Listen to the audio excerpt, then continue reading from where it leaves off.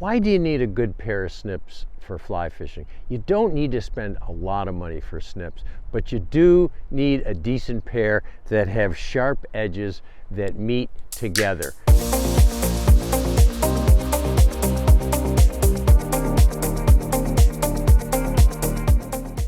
You hear people saying, I just use nail clippers. I go and use nail clippers. But using nail clippers to cut fine tippet is like trying to pound a nail with a rock. You could do it, but a hammer is a much better tool.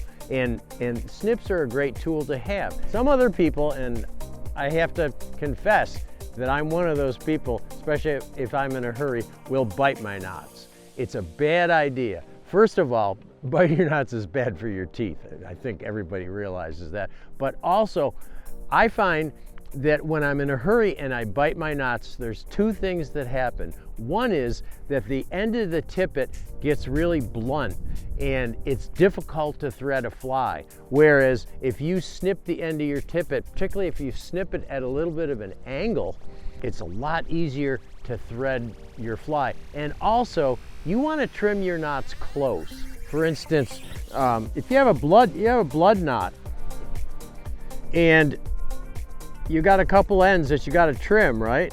You don't want to leave a tag end with your knots because it's not going to make the knot any stronger. Leaving a long tag end is not going to make the knot any stronger. The other thing is, with a blood knot or a surgeon's knot, if you leave the tag ends just a little bit too long, it'll catch itself and you'll tangle a lot easier. So you want to trim those tag ends very cleanly, right tight to the knot. Don't cut into the knot, but cut it very close to the knot. You don't have to spend $80 for a pair of snips, but you do want to get a decent pair of snips. You're going to use them every day, all day long. It's a tool you need for fly fishing.